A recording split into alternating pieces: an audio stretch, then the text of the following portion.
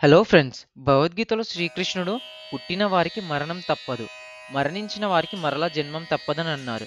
అయితే మనం ఎన్నోసార్లు ఆలోచించే ఉంటాం, మరణం తర్వాత అసలు ఏం జరుగుతుంది, పునర్జన్మ మనకు పాసిబులా అవ్వదా, అంటే ఒక మనిషి చనిపోయిన తర్వాత మరలా ఇంకో జన్మ ఉంటుందా లేదా అని మనం ఎన్నోసార్లు థింక్ చేసే ఉంటాం.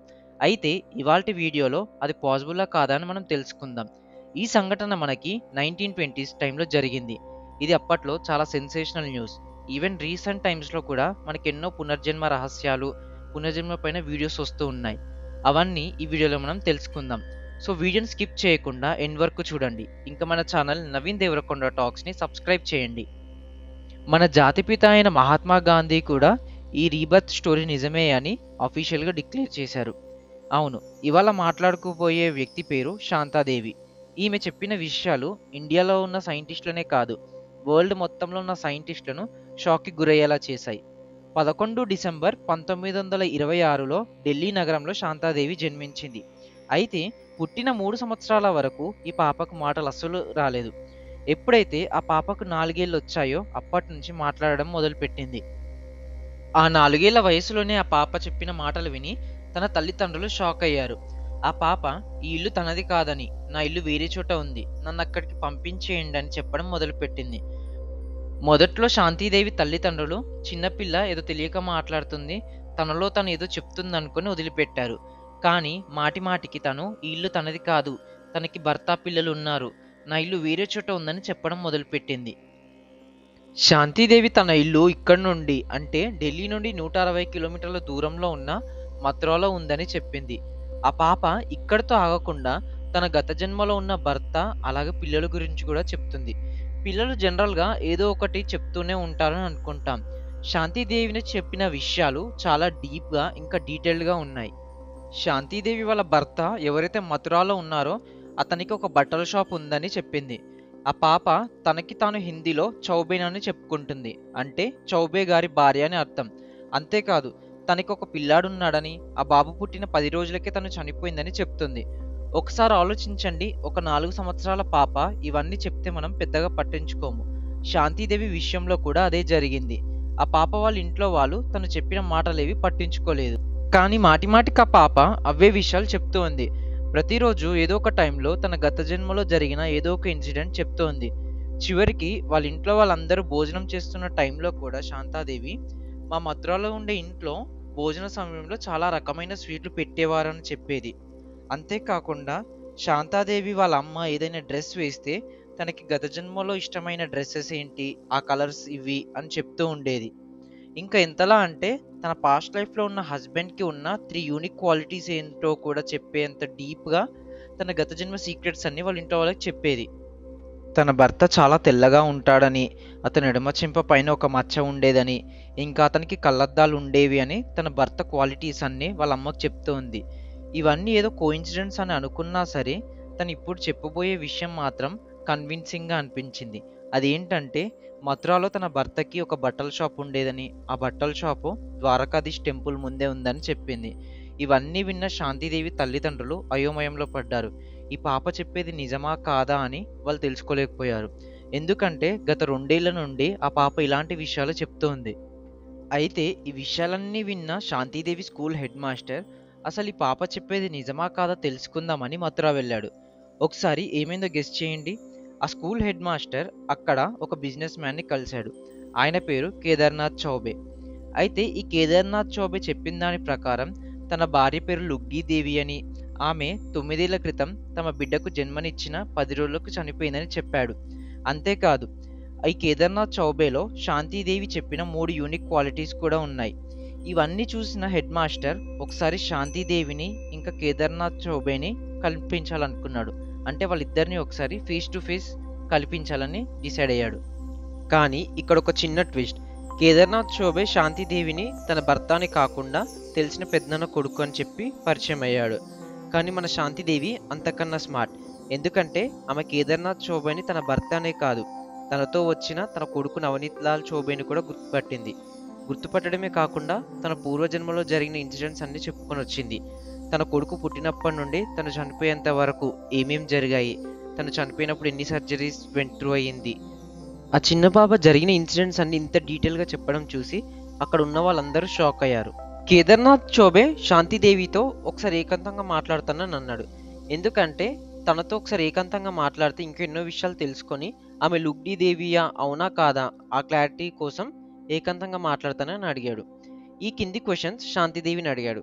పూర్వజన్మలో నీకు ఆర్థరైటిస్ ఉంది అవునా కాదా అని. దానికి శాంతిదేవి అవును, నాకు ఆర్థరైటిస్ ఉండేది, నాకు కూర్చోవడానికి ఇంకా నిలబడడానికి చాలా ప్రాబ్లం అయ్యేదని కూడా చెప్పింది.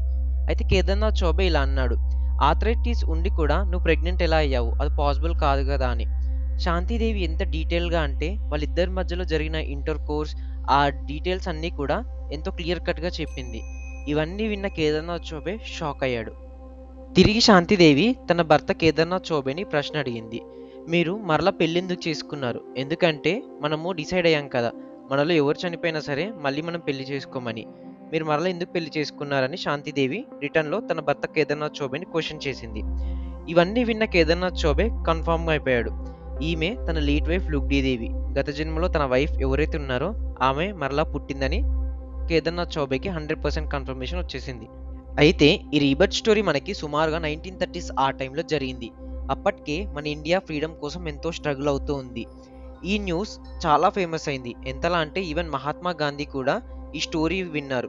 స్టోరీ విని ఈవెన్ పర్సనల్గా ఆయన శాంతిదేవిని మీట్ అయ్యారు. మీట్ అయిన తర్వాత ఈ స్టోరీ నిజమా కాదా తెలుసుకుందామని చెప్పి ఒక 15 మందితో ఒక కమిటీ వేశాడు. ఆ కమిటీలో ఎంతోమంది రీసెర్చర్స్, సైంటిస్టులు, ఇంకా నేషనల్ లీడర్స్ వాళ్ళందరూ ఉన్నారు. 15th November 1935న గాంధీజీ అపాయింట్ చేసిన కమిటీ మెంబర్స్ శాంతిదేవిని తీసుకొని మథురకు వెళ్ళారు. స్టేషన్లో దిగగానే ఎవరో తెలియని వ్యక్తిని పట్టుకొని బావా అని పిలిచింది. అయితే అక్కడ ఉన్న వాళ్ళందరూ షాక్ అయ్యారు. ఏంటి, ఎవరిని నువ్వు బావా అని పిలుస్తున్నావని. దానికి ఆమె ఏమనిందంటే, ఈయన నా భర్త కేదార్నాథ్ చౌబే వాళ్ళ పెద్దన్నయ్య అని పాయింట్అవుట్ చేసింది. ఇది ఒక్క విషయమే కాదు, ఈవెన్ అక్కడ ఉన్న టాంగా డ్రైవర్తో తన ఇంటి అడ్రస్ చెప్పి శాంతిదేవియే ఆ కమిటీ మెంబర్స్ అందరినీ తీసుకొని వెళ్ళింది. వెళ్లేదారిలో తనకు గుర్తొచ్చిన ఇన్సిడెంట్ అన్ని చెప్తూ ఉంది. ఇక్కడ ఏ లొకేషన్ ఉండేది అప్పట్లో, అంతేకాదు ఆ చుట్టుపక్కల ఎవరెవరు నివసించే వాళ్ళు అనేది చాలా క్లియర్ కట్గా మైన్యూట్ డీటెయిల్గా ఆ కమిటీ మెంబర్స్కి చెప్తుంది. దిగగానే తను లోపలికి వెళ్ళి ఒక ముసలైన ఆశీర్వాదం తీసుకుంటుంది. ఎవరు తను అని అడిగితే తను మా మామయ్య అంటే కేదార్నాథ్ చౌబే వాళ్ళ నాన్నగారు అని చెప్పింది. తనని టెస్ట్ చేయడానికి అక్కడున్న వాళ్ళు కొన్ని ప్రశ్నలు అడిగారు. హిందీలో జాజ్రు ఇక్కడ ఉందని, అంటే వాళ్ళ భాషలో జాజ్రు అంటే వాష్రూమ్ అని అన్నమాట. శాంతిదేవి కరెక్ట్గా వాళ్ళ ఇంటికి ఎక్కడ వాష్రూమ్ ఉందో అక్కడ పాయింట్అవుట్ చేసి చూపించింది. అంతేకాకుండా కటారా అంటే ఏంటి అని అడిగారు. కటారా అంటే ఒక టైప్ ఆఫ్ పరోటా అని చెప్పింది. ఇవి మనకి మామూలు శబ్దాలే అనిపించవచ్చు, కానీ మథురలో నివసిస్తున్న ఈ చౌబే ఫ్యామిలీకి మాత్రం అవి వాళ్ళ ఫ్యామిలీ వర్డ్స్ అనమాట. అంటే బయట వాళ్ళకి ఎవరికి తెలియదు, ఓన్లీ వాళ్ళ ఇంట్లో ఎవరైతే ఉంటారో వాళ్ళు యూజ్ చేసే వర్డ్స్. అవన్నీ పూర్వజన్మలో లుగ్డీదేవి ఎవరైతే ఉంటారో తనకు తెలిసిన వర్డ్స్. అవి సేమ్ శాంతిదేవి రిపీట్ చేసి గుర్తుపెట్టుకొని చెప్పడం చూసి ఆ కమిటీ మెంబర్స్ కూడా షాక్ అయ్యారు. శాంతిదేవి తన అత్తవారింట్లో చూసిన విషయాలన్నీ చెప్తుంది. తను గత జన్మలో ఎక్కడ స్నానం చేసేది ఆ బావి చూపించింది. అంతేకాకుండా తనకి ఇష్టమైన వస్తువులు ఇంట్లో ఏవేవి ఉన్నాయో వాటి డిస్క్రిప్షన్తో సహా ఆ కమిటీ మెంబర్స్ అందరికీ చెప్తుంది. అయితే తను ఒక స్పాట్ చెప్పింది. 2nd ఫ్లోర్లో ఒక ఫ్లవర్ పాట్ ఉంటుంది, అక్కడ నేను దాచిన మనీ ఉండాలి, ఒకసారి వెళ్ళి చూసొస్తారా అని ఆ కమిటీ మెంబర్స్కి చెప్పింది. వాళ్ళు 2nd ఫ్లోర్కి వెళ్ళి చూస్తే అక్కడ ఫ్లవర్ పాట్ అయితే ఉంది, కానీ దాంట్లో మనీ లేవు. శాంతిదేవి చూసి షాక్ అయింది. ఏంటి, నేను ఇక్కడే పెట్టాను, అది ఖచ్చితంగా అక్కడే ఉంటుంది, మీరు వెళ్ళి వెతకండి అని మళ్ళీ చెప్పింది. అక్కడ లేవని ఈ కమిటీ మెంబర్స్ చెప్పారు. అయితే ఇంతలో కేదార్నాథ్ చౌబే వచ్చి లుగ్డీదేవి చనిపోయిన తర్వాత అక్కడ ఉన్న మనీ అంతా నేనే తీసుకున్నానని చెప్పాడు.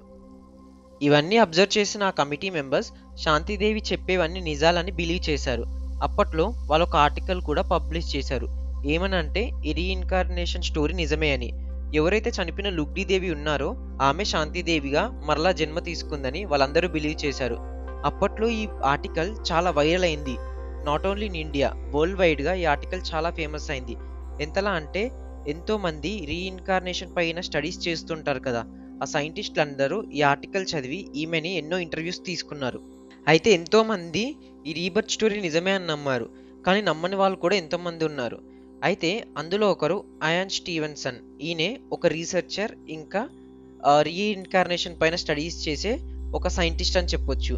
ఈయన శాంతిదేవి చెప్పిన ఆర్టికల్స్ అన్ని చదివి తనని ఇంటర్వ్యూ చేసి రీబర్త్ స్టోరీ కంప్లీట్లీ ట్రూ అని బిలీవ్ చేసి ఆయన కూడా ఒక పేపర్ని పబ్లిష్ చేశారు.